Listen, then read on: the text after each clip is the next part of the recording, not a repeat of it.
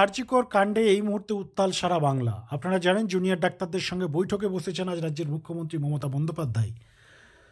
সারা রাজ্যের নজর রয়েছে এই বৈঠকে কি উঠে আসে শেষমেশ সেদিকে, এবং তার সঙ্গে এই মুহূর্তের আরও একটি বড় খবর আমরা নিয়ে এসেছি। এবার ভয়ঙ্কর পদক্ষেপ রাজ্যপাল সিভি আনন্দ বোসের।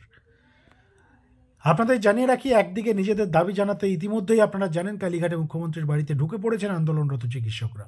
অন্যদিকে মেডিকেল সংক্রান্ত আরও একটি বড় খবর সামনে এসছে এবং উত্তরবঙ্গ মেডিকেল কলেজের মাফিয়া চক্রের অভিযোগের তদন্তে এবার সরাসরি সিবিআই তদন্ত চেয়ে রাজভবন অর্থাৎ সিভি আনন্দ বোস, রাজ্যে যিনি মুখ্য সচিব মনোজ পন্থ, তাকে চিঠি দিয়েছেন রাজ্যপাল সিভি আনন্দ বোস। অর্থাৎ উত্তরবঙ্গ মেডিকেল কলেজের মাফিয়া চক্রের অভিযোগে সরাসরি তদন্ত, সিবিআই তদন্ত চেয়েছে রাজভবন, এবং সেই বিষয়ে সেই রিলেটেড চিঠি আজকে মুখ্য সচিব, রাজ্যের মুখ্য সচিব যিনি নতুন মুখ্য সচিব হয়েছেন মনোজ পন্থ, তাকে চিঠি লিখেছেন পশ্চিমবাংলার সাংবিধানিক প্রধান রাজ্যপাল সিভি আনন্দ বোস। এবং এই চিঠির পরেই অনেকটাই চাপে পড়ে গেছে রাজ্য সরকার। বন্ধুরা, উত্তরবঙ্গ মেডিকেলে পরীক্ষা দুর্নীতির অভিযোগও সিবিআই তদন্তের দাবি উঠেছে, এবং এই দাবিটা আজকের নয়, বহুদিনের দাবি, যে সেখানেও নাকি মেডিকেল মাফিয়া চক্র চলে। আপনাদের জানিয়ে রাখি, সিবিআই তদন্তের অনুরোধ জানিয়ে রাজভবনের তরফে মুখ্য সচিবের কাছে একটি চিঠি পাঠানো হয়েছে। আর এই বিষয়ে বিজেপি সাংসদ রাজু বিস্তের অভিযোগের উল্লেখ করে এই চিঠিটি মুখ্য সচিবকে পাঠিয়েছেন রাজ্যপাল সিভি আনন্দ বোস। আর এই চিঠি পাওয়ার পরেই অনেকটা চাপে পড়ে গেছে রাজ্যের মুখ্য সচিব মনোজ পন্থ। দেখুন, রাজ্যের মুখ্য সচিব তিনি রাজ্যের head of the department official দিক থেকে, কিন্তু সিদ্ধান্ত নেওয়ার তার কোনো ক্ষমতা নেই। আপনারা জানেন ক্ষমতা একজনেরই রয়েছে, সেটা হচ্ছে রাজ্যের মুখ্যমন্ত্রী মমতা বন্দ্যোপাধ্যায়ের। অনেক বিষয়ই রাজ্যে আপনারা দেখেন যেগুলো হয়তো সাংবিধানিকভাবে মুখ্য সচিবের একক সিদ্ধান্ত নেওয়ার কথা, কিন্তু তারা নিতে পারে না। স্ট্রাকচারটা এই ধরনের হয়ে গেছে, এবং শুধু পশ্চিমবাংলার ক্ষেত্রে নয়, সমস্ত রাজ্যের একই বিষয়। এবার দেখার বিষয়, রাজ্যের পক্ষ থেকে বা মুখ্য সচিবের পক্ষ থেকে সিবিআই তদন্তের যে চিঠি পাঠিয়েছে রাজ্যপাল সিভি আনন্দ বোস, সেটা আদৌ তারা এগ্রি করবেন কিনা, রাজি হবেন কিনা। যদিও যা সার্বিক স্টেটাস, তাতে আপনারাও বুঝতে পারছেন রাজ্য সরকার কখনোই সিবিআই তদন্তের জন্য এগ্রি হবে না। তার কারণ দেখুন, রাজ্য সরকার যেখানে স্ট্যাবলিশ করছে যে সিবিআই সঠিক তদন্ত করে না, একটা রাজনৈতিক উদ্দেশ্য প্রণোদিতভাবে তারা ইনভেস্টিগেট করে, বা সিবিআই যদি ট্র্যাক রেকর্ড আপনারা দেখেন যে খুব একটা ভালো, সেটাও না। তো এই সমস্ত বিষয়কে সামনে রেখে রাজ্য সরকার, যেহেতু সিবিআই কেন্দ্র সরকারের আন্ডারে পড়ে, যার ফলস্বরূপ রাজ্য সরকার রাজ্যপালের চিঠি দেওয়া মানেই যে তারা এগ্রি হয়ে যাবে, একদমই না। তবে দেখার যেটা বিষয় হবে যে রাজ্য এগ্রি না করার পর রাজ্যপাল সিভি আনন্দ বোসের বা রাজভবনের কি পদক্ষেপ হবে, সেটাই মানে দেখার বিষয়। রাজভবনকে আবার কোর্টে যাবে নাকি সিবিআই তদন্তের জন্য, সেই দিকেও হয়তো একটা চান্সেস রয়েছে। এবং তার সঙ্গে আজকের আরও একটি বড় খবর বন্ধুরা আপনাদের জানিয়ে রাখি। বন্ধুরা, আমাদের নেক্সট আপডেট জুনিয়র ডাক্তারদের যে এই মুহূর্তের যে বৈঠক চলছে, সেই বৈঠক ঘিরে আপনাদের জানিয়ে রাখি, বৈঠকের আগে একটু টানাপোড়েন হয়েছিল। বিকেল 5টায় বৈঠকের কথা ছিল, আপনারা জানেন, কিন্তু সন্ধ্যে 6:16 কালীঘাটে মুখ্যমন্ত্রী মমতা বন্দ্যোপাধ্যায়ের বাসভবনের সামনে বাসে চেপে পৌঁছেন জুনিয়র ডাক্তাররা। সন্ধ্যে 7টা নাগাদ মুখ্যমন্ত্রীর সঙ্গে বৈঠক শুরু হয়েছে তাদের। আর গত শনিবার বৃষ্টি মাথায় নিয়ে মুখ্যমন্ত্রীর কথা মেনে কালীঘাটে পৌঁছেছিলেন জুনিয়র ডাক্তাররা। আপনারা দেখেছেন সেই ভিডিও বা সেই খবর। সেবারও নির্ধারিত সময়ের অনেক পরে পৌঁছে গিয়েছিলেন তারা, অর্থাৎ যে টাইমে তাদেরকে ডাকা হয়েছিল, যে টাইমে তাদের সাথে বৈঠক করার কথা ছিল, সেই টাইমের বাইরে তারা, অর্থাৎ দেরি করে তারা পৌঁছেছিলেন। তারপরেও ভিডিও রেকর্ডিংয়ের দাবিতে জেদাজেদি চলতে থাকে। আর শেষ মুহূর্তে আপনারা জানেন ভেস্তে যায় সমস্ত আলোচনা, সমস্ত বৈঠক। মুখ্যমন্ত্রীর শত অনুরোধেও টলানো যায়নি আন্দোলনকারীদের।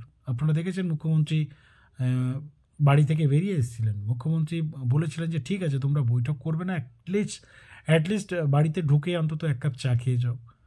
তোমরা ভিজে গেছো, অ্যাটলিস্ট বাড়িতে এসে আমি তোমাদের জন্য জামা কাপড় দিচ্ছি, তোমরা সেগুলো অন্তত চেঞ্জ করো। কিন্তু মুখ্যমন্ত্রীর কোনো কথাই তারা রাখেনি, বা শেষ মুহূর্তে দেখুন তারাও রাখেনি। তাদের কাছেও একটা ব্যাপার ছিল, যদি চা খেয়ে আসতো, বাংলার মিডিয়া হাউস আর বাংলায় এতই মানে স্পোক পার্সন রয়েছে, খবর হয়ে যেত যে তারাও কালীঘাটে চা খেতে গেছিলেন। তো যার ফলস্বরূপ মানে সেই সিপিএমের ফিশ ফ্রাই খাওয়ার মতো, তারাও সেই জন্য হয়তো সেই মুখ্যমন্ত্রীর আবদার রাখতে পারেনি। নাহলে ভেতরে ঢোকাই যেত, বসাই যেত, বা মোটামুটি একটা আলোচনা হয়তো হওয়ার একটা সম্ভাবনা ছিল। শেষমেশ তো আপনারা দেখেছেন যে তারা রাজিও হয়ে গেছিলেন বৈঠকের জন্য, সব ডিমান্ড ছাড়াই, অর্থাৎ উইদাউট ভিডিওগ্রাফিতেই তারা রাজি হয়েছিলেন। কিন্তু শেষমেশ রাজ্যের স্বাস্থ্য প্রতিমন্ত্রী চন্দ্রিমা ভট্টাচার্য বাইরে বেরিয়ে আসে এবং তিনি বলেন যে না, আজকে আর সময় হবে না, আজকে আমরা মানে চলে যাচ্ছি আর কি, এবার নেক্সট টাইম। তারপর দেখেছেন রীতিমতো অভিযোগের সুরে বলেন যে সরকারকেই কেন সবসময় রেডি থাকতে হবে। এরপরেই জুনিয়র ডাক্তারদের চলে যেত চন্দ্রিমা ভট্টাচার্য অনুরোধ জানান। আর সেই তুলনায় এদিন ডাক্তাররা কিছুটা কিন্তু নরম, সময়ের মধ্যেই তারা পৌঁছাননি ঠিকই, কিন্তু লাইভ স্ট্রিম বা ভিডিওগ্রাফির যে দাবি থেকে তারা সরে এসছেন। এমনকি জুনিয়র ডাক্তারদের বড় অংশ জানাচ্ছেন তারা চান এবার কর্মবিরতি উঠে যাক।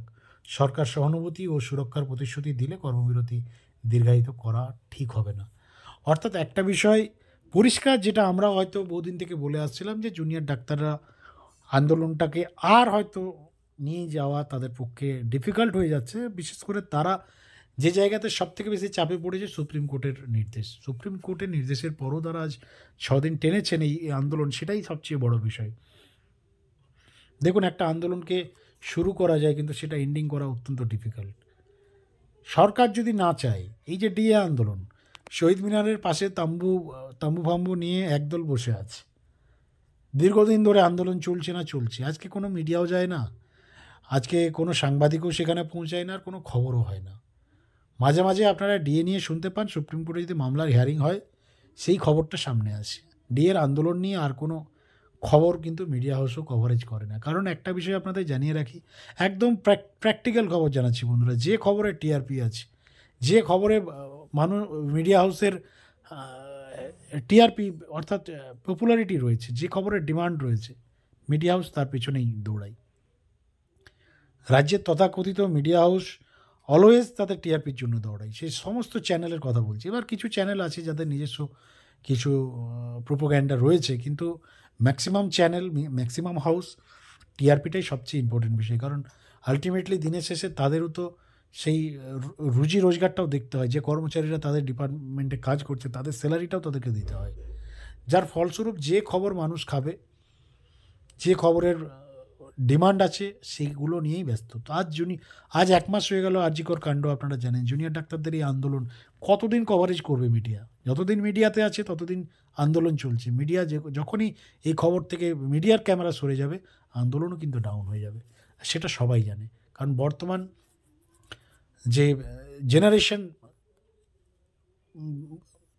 তার গ্রাফটাই এই মতো। আজকের ডেটে মানুষের আপনারা দেখেছেন যে কোনো একটা জিনিসে বেশি দিন ইন্টারেস্ট থাকে না।